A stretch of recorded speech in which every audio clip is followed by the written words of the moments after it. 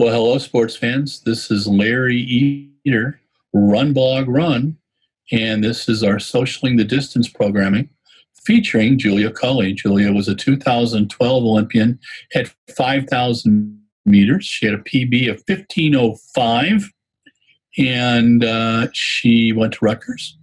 But she was a coach at Loyola College in Baltimore, and then an assistant coach at Georgetown University. And for the last 4 years, she was the director of men and women's track and cross country at Georgetown.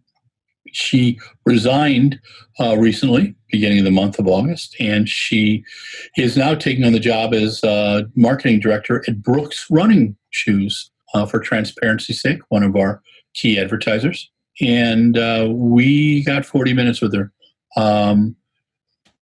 Last time I spoke with Julia, I believe, was about 2014. We interviewed her in 2012 and 2013 while she was running with ASICS and down at their running store in the Meatpacking District in lovely New York. Always found her to be a fun athlete and most articulate, and she is even more so now. The mother of two boys, 2 and 4, and married to Chris Farley, who has Pace Running Stores. They're the co-owners of that. Pace is one of the top running stores in the country. I've had a few chats with Chris. Really like his approach, like his style, and he's a bit of a contrarian, and that's kind of fun too. Julia and I spoke about the biggest lessons that she's had as an assistant coach and a head coach, what it's like coaching at a prominent school, what are the challenges of coaching as a head coach and director. Do you really get to coach? Are you dealing with mostly the politics and the bureaucracy of coaching, which is what a lot of my friends complained about at various schools.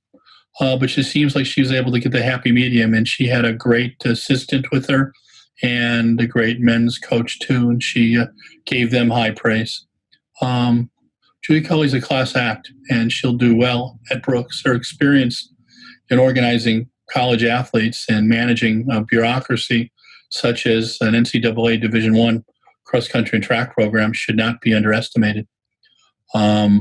Brooks will gain great insight from her, and also gain great insight of having a woman manager at Brooks too. That's one of my chief complaints about the running industry per se, is that how few women are at the top, in the top echelons. And the best way is to put qualified women in places, and they're great role models, and Julia will be one of those. But our conversation was far-ranging. She's always a lot of fun, quite articulate. I could see how her athletes cared for her and how she worked well with her coaches. Georgetown's going to have to work hard to replace her.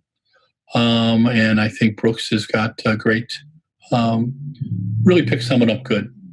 But coaches are always underestimated. You know, there's 37,553 head high school boys and girls cross-country and track coaches. When you pull out the duplicates, about 80,000 coaches overall. They're working with about 1.6 million 14, 18-year-olds in the key age group, and it influences the rest of their life.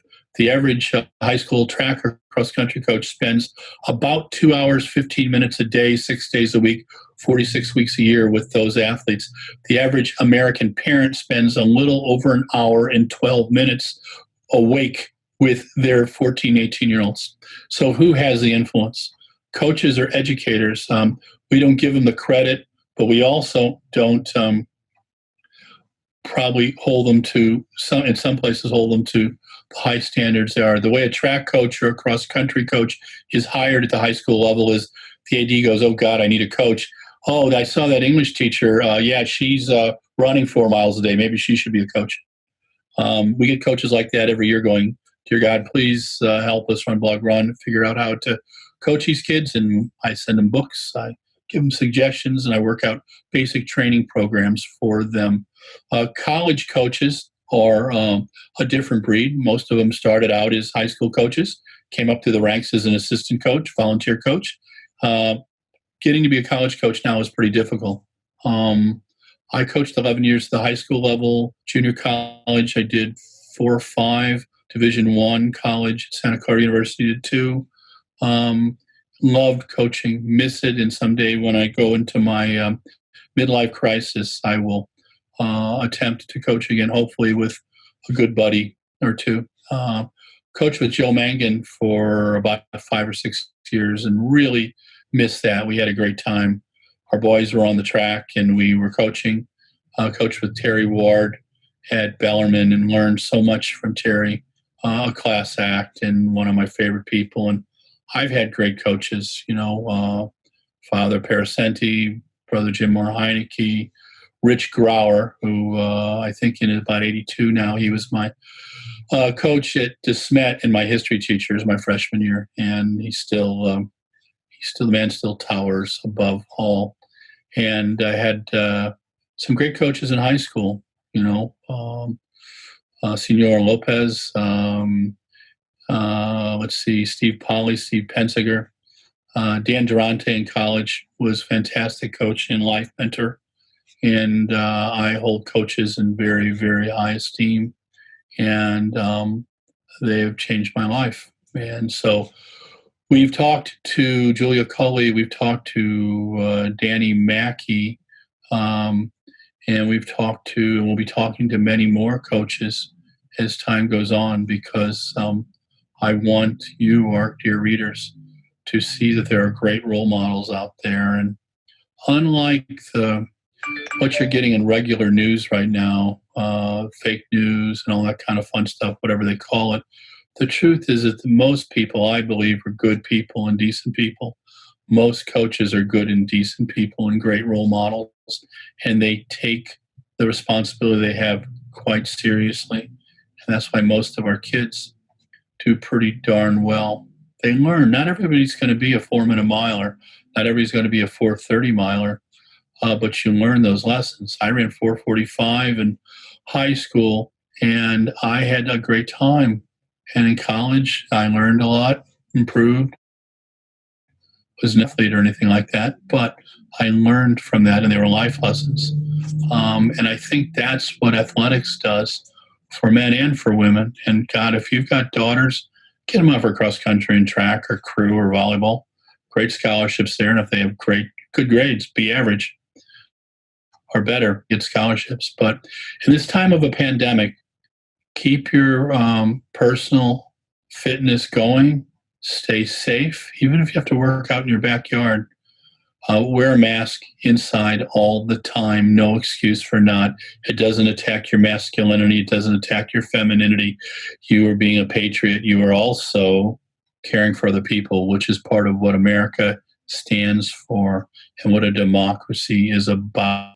I don't understand how it seems so many people don't remember anything from their history classes or from their political science classes or from their American democracy classes. Abraham Lincoln said that we don't have to worry for people on the outside, as our democracy will fail because of people on the inside. Science is a good thing. It has nothing anti-religious about it. History is a good thing. There's nothing anti-religious about it. And the historical Jesus that we're all taught about would never tolerate some of the things the far right or the far left are doing right now. It's about loving one another. It's about respecting one another. And that's what I hope people do. That's what I hope people learn from. One of the nice things about track and field is that I cannot tell you how many times I've watched people compete with their last breath in that competition and then afterwards give their competitors a hug and go share a meal with them or grab a beer or do a cool down. That's what it's all about. Those are the life lessons. That's what sport is supposed to do for us. That's why I got into coaching. And I got into coaching because of the role models I had. So anyway, I've been spouting off for about 11 minutes and 20 seconds. And poor Mike Deering needs to get another cup of coffee. So special thanks to Julia Culley on being involved with our Socialing the Distance Today featuring Julia Culley. Special thanks to Mike Deering, who puts up with my rants and ravings. And a shout out to my dear son, Adam, who tries to bring me back on the straight and narrow, which I know is a difficult thing because it's from probably 600 miles away and there's no medication involved. Anyway, cheers. This is my first iced Americano of the day. This is my drug of choice. Remember that. Paper cup, okay? Put it in a paper cup. Anyway, Larry Eder with RunBlogRun, Socialing the Distance, the Epilogue, featuring Julia Culley. Thank you, Julia Culley. Thank you, Mike Deering. Thank you, dear and kind viewers. And share this with people, okay? Talk to you soon. Bye now.